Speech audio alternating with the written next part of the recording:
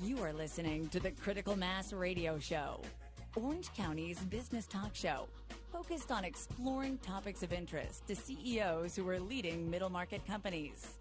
With your host, Richard Franzi. And welcome to this episode of Critical Mass Radio Show and Podcast. I am your host, Richard Franzi, and this is podcast episode number 1137. Burning Calories to Give Calories. Active for Good runs 30-day activity challenges for companies and groups. Participants are sponsored to get active, unlocking food packets for kids. Luke Mysee is here to tell us more about Active for Good. Luke, welcome to Critical Mass Radio Show and Podcast. Hey, thanks for having me. It's nice to have you back, because years ago you were a guest on our show, back with Crossgrain? Yes. Is that right? Okay. Many years ago. That's a history lesson. Let's stay in the moment now. Can you tell us a little bit, and tell my audience a little bit about kind of your background and how you came to this organization? We'll Absolutely. talk about the organization next. Yeah, so you mentioned Crossgrain. I had Crossgrain, which is a branding firm. Ran that for about 18 years, and during that time had met a client who was involved in this charity, and they were getting ready to kind of start this organization to make these food packets for malnourished kids. So this is for a very targeted malnutrition issue that we see in the world, and so they asked me to get involved. I actually saw my oldest son tasting one of the sample packets and realized that it's an issue that he'll never deal with purely because of where he was born. And so it kind of spurred me to get involved. And so initially started as a volunteer, kind of was leveraging my business acumen and some of my creative and branding experience to kind of help tell the story, to help these malnourished kids in the developing world. And was also an opportunity to work with a friend of mine. And so, I don't know, it started out as a volunteer role, and then it just kind of progressively got more serious. Mm-hmm. Around that same time, I was going through some pretty severe personal changes. I had some health problems, and had a doctor tell me that I needed to kind of get active to lose weight. I was over 300 pounds, and so I picked up cycling. Cycling became this thing for me, and I've lost 140 pounds riding. Cycling absolutely transformed my life, and so at the time I didn't know that some of the speaking stuff I was doing, my branding career and the cycling thing were all on this collision course for 2014. I had this crazy idea to kind of walk away from the business world for a little bit and see if I could raise some money for these kids and help send some packets to South Sudan specifically. And it was one of those ideas. Why South Sudan? It was interesting. I had read an article about just how war-torn that country was, and it broke my heart to think of these very young kids that were suffering because of kind of things that were completely outside of their control. And I felt like this was an opportunity to say, okay, well, you've got this incredible evil that's going on there with everything that was going on, and it's complicated and frustrating, and yet there's these poor little babies that are dying of malnutrition purely because of them being born there. Right. And so I think it was a timing thing for me, and just seeing that story and realizing that, you could see something like that and you can kind of just walk away from it, or you can say, no, actually, I'm going to do something about it. Right. And, or write a check and feel. Yeah. Right. Which is good too, but which was great. And so I don't know. It was one of those times in my life where I felt like this is something I need to get involved in. So this idea of doing a cross-country bike ride, I would ride my bike from San Diego to New York. My wife was supposed to say no. So that's how it was going to play out. I'll tell my wife this idea. I've been thinking about it a long time. Honey, no. And she's like, that's amazing. We have to do it. And so then for about a month or two, I literally went from person to person trying to find somebody to talk me out of it. And nobody would. They kept introducing me to people or writing checks to help cover expenses. And all of a sudden there was an RV for us to drive, and a bike company had sponsored me. And it snowballed so fast in the first 4 months that I just realized, like, this is it. This is your time to go do something big. And so, in 2014, I walked away from nearly 20 years of doing the branding business and said, I always tell everybody, I didn't burn any bridges when I leave. I kept a lot of relationships intact, but I lit all the boats on fire. Yeah. For me, it was only about going forward. Right. I just felt like this is what I want to kind of spend the rest of my life working on in some capacity. So June of 2014, I got on a bike in San Diego, and I rode from San Diego to Portland first, and then from Portland to New York. So why go north before you go east? I don't know. Okay, that wasn't like some I had science. sponsor. No, I wanted to ride the northern part of the U.S. Okay. It was summer. I didn't want to ride through Texas and kind of the flats. Right. I wanted to go to the mountains. and ride through the Rockies, and I have family up in that area. And then I had some sponsors in San Francisco and a couple sponsors in Portland. So I just, in not really thinking of the extra 1,200 miles that it would cost me. Plus, I learned that headwinds are prevailing south. So you're riding into the headwind every afternoon for, I guess, a month. Oh, and my God. yeah, that was interesting. Wow. Yeah. But I was really strong by the time I made the turn to go east. So. I would think. But the great thing is your wife and boys were able to make the trip with you. Yeah, so they were my support vehicle. My wife drove this giant 40-foot RV, which was terrifying. The first time I drove with her, I thought, what am I doing with my life? Like, this is just absolutely crazy. But she made it happen. I always tell everybody she's the hero of the trip. I mean, she put up with me. She homeschooled the boys. She drove the RV, and she believed in her husband and believed in what we were doing. And you did raise money. We did.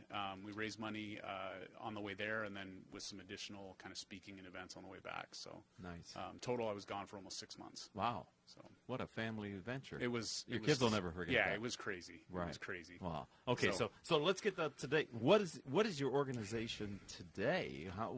How is this morphed into, and what are you doing now? So come back from the trip, trying to figure out what I'm going to do next, and I reconnected with the friend and kind of ex-client who had gotten me into this cause to begin with, and they had launched this idea of you have kind of this weird relationship with food around the world, where some of the world is starving and needs food, and the other world, here where we live, it's like how do we get rid of calories? How do we burn calories? We spend money on gyms and trainers and all these things, and so there was kind of this conversation that went back and forth about a bunch of weight that had been lost by this organization, and the founder of the company that makes the packet said it's really sad that weight was lost. It should have been donated to kids. It's kind of a joke. Yeah.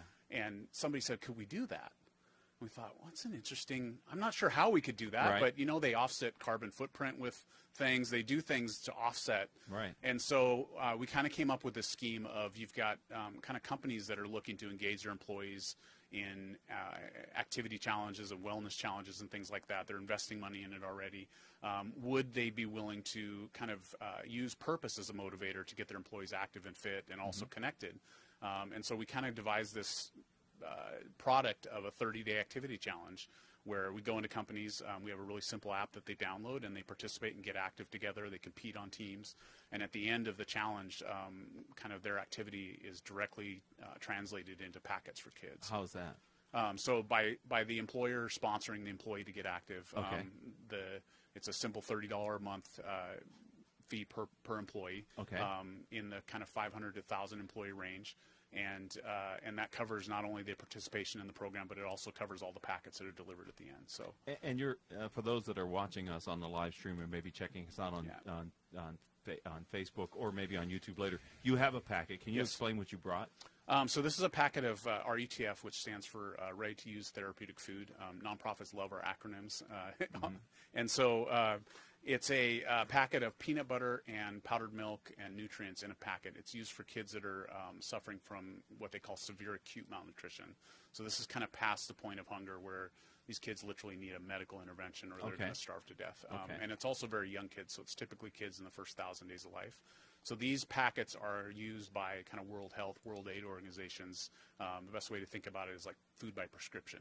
So they'll show up, a mom will bring their child to a medical facility, and these kids a lot of times are on the brink of death. I mean, they're sometimes non-responsive. They're extremely skinny. I mean, one of the things I tell people is they measure the upper arm to see if the kid is malnourished. Right, and they're, a 2-year-old, their arm is not much bigger than a U.S. quarter. So we're talking severely malnourished, bloated stomachs. And they're to the point where even if you give them food, a lot of times they don't get better. They need an intervention. If a child had something like that here, you would take them to a hospital. They'd probably give them a feeding tube or formula, but in the developing world, it's just not an option. Yeah, there's not. And so we originally got in this to kind of come at it from a nonprofit standpoint and see if we could manufacture these cheaper to take the budgets that were already being spent and maybe make them go further. Sure. And after that kind of was achieved by the manufacturing plant, then it became about how do we raise more money, and that's where ideas like Active for Good come in. So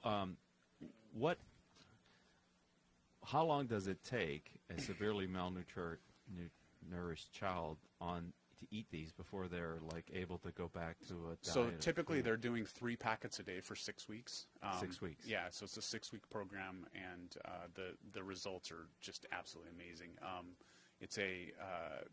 There's been a joint statement by most of the World Health Organizations that this is the way you treat severe acute malnutrition. So, and how prevalent is that? So the numbers range anywhere from 17 to 20 million children suffer from it globally. A lot of them in sub-Saharan Africa, but also other kind of rural, poor areas of the world. The deaths are upwards of 3.5 million a year that die from it. One of the problems, though, is so the deaths is tragic, but you also have kids that are malnourished during a time when their bodies are supposed to be developing. Right. So they don't maybe end up being able to walk, or their brains never fully develop. So it's an issue that affects a child for the rest of his life and a community for the rest of their life. There's been numbers that have been thrown out by the World Health Organization that $1 investment in fighting malnutrition is worth almost $18 in investment back in the economy because downstream. Down the road. Yeah. So what is your role with Active for Good? So I'm kind of one of the people that are kind of heading the charge to get this thing off the ground. So I specifically am using a lot of my kind of branding and marketing experience to tell the story. And then also helping with kind of product development and figuring out where it fits in the market. So, is Active for Good a California organization? We are in that. Me and the CEO are both here, but we have team members all over the country. So how do you determine? How do you prioritize the need? I mean, because the need is so great, right? So we, a lot of times we're looking for kind of who the partner is on the ground and making sure it's a trusted partner that we're getting the packets to. And is that a problem? It hasn't been a problem, but it definitely sets our priority of where we send packets. Okay. It's how quickly can we get there. A lot of times these packets are sent into really desperate situations, so it's a lot of war-torn or drought. It's not something where they're just sending food. They're sending this into an area where there's some pretty heavy, like right now, South Sudan is an area, Somalia is an area where a lot of these are going. So, is it a combination of a war-torn area and also then an area that has difficult with the climate or a drought? It's usually a combination of factors? It's a combination of factors, yeah. It's a combination of a lot of factors. So. Have you been able to be there at a time when the packets were? I have not yet. I have not had an opportunity to go, and I have mixed feelings about it in that I would love to go, but I don't want to go just to see it. I don't need to see it to be fired up about it. Right. I want to go because there's a reason for me to go, and I just haven't figured out that reason yet. So. Okay. And how is we're going to talk about it a little bit more, but let's take it back to the earlier conversation, your wife and your boys. Mm-hmm. Your involvement in Active for Good, what impact are you seeing that have directly inside your family? It's interesting, like to see the empathy that my kids have developed over this whole experience, and just to see how much they care for other people. I said early on that I can tell my kids they should care about people and care about the world and what's going on, or I can just show them. Mm. And this was an opportunity for me to show them. I can also show them what it means to chase a dream. I think of even just the investment in fitness. Active for Good is about getting employees active and getting people active, and in some ways, Active for Good is also about kind of teaching empathy to people. So, this might not be somebody's thing after they finish a challenge. This might not be the thing that they're excited about, but you're giving them an opportunity to exercise empathy with their fellow coworkers, and this might be the thing that gets them excited to go find what it is they are empathetic about or what they want to get involved in. Right. So, we think that purpose is kind of like a muscle. Like the more you flex it, the more you're starting to look for opportunities to do that with your fellow coworkers or find your passion. I can see how that is. How you feel at the end of it, you want to feel again, and so maybe you find another vehicle that gives you that fulfillment that you I've always thought, like, what would the workplace look like if you could scale not only empathy but also people having energy because of physical fitness? I know what it's done for me. Right. My energy levels, and even as I bestow that on my kids of how important fitness is, because it's something that's taken me a long time to get back. But I think it's very important in kind of the stress that we live in at work and whatever, to have those kind of outlets physically to get rid of some of that stress. And so we have CEOs and business owners that are listening, and we've got about a little bit under 5 minutes. I'd like to kind of turn the conversation now to how does this work? And say there's a CEO or president of a company out there that might be interested in this, can we talk about the mechanics of how that works for the business itself?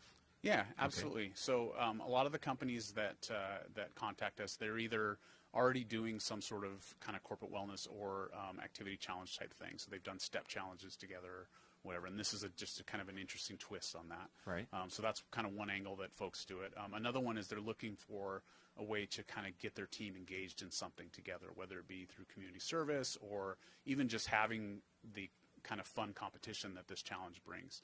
And so maybe they're looking to invest in culture.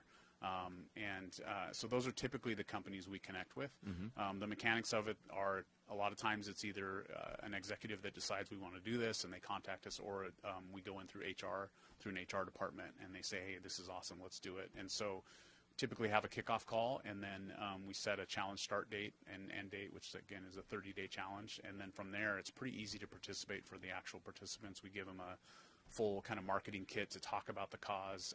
During the challenge, there's an entire email campaign that goes with it that tells each participant about the impact they're having. There's things like, most improved individual each week that shows up on the leaderboard, or most improved team.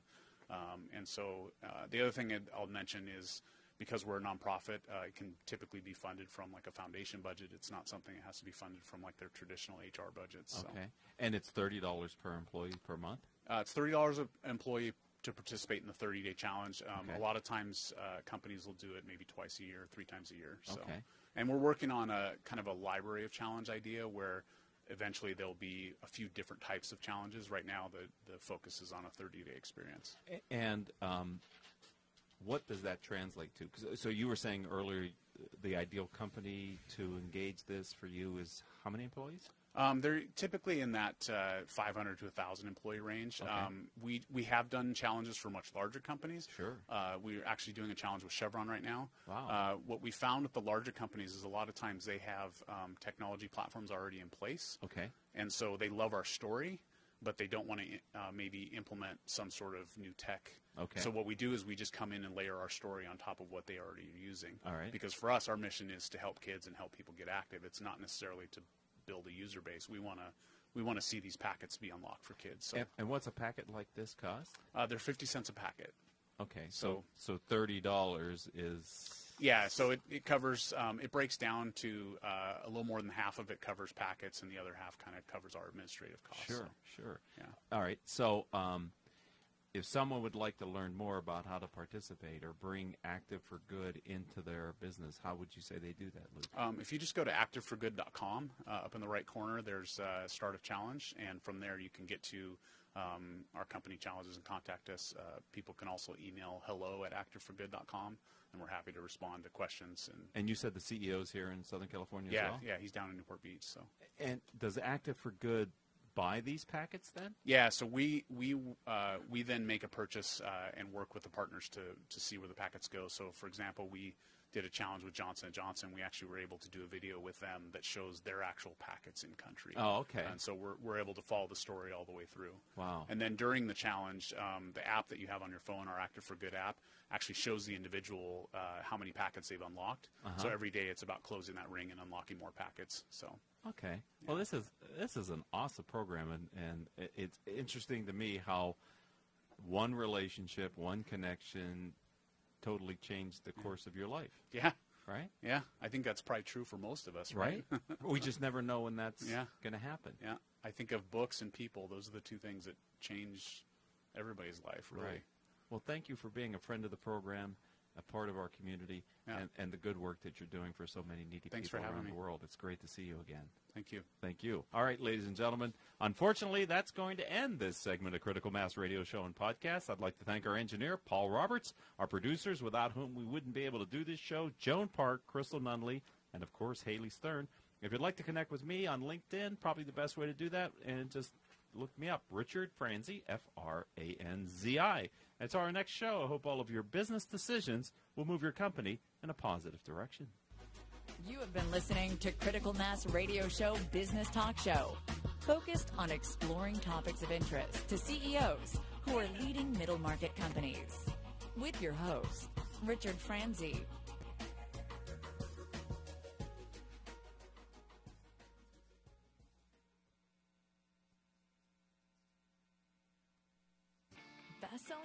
Richard Franzi's written, what Marshall Goldsmith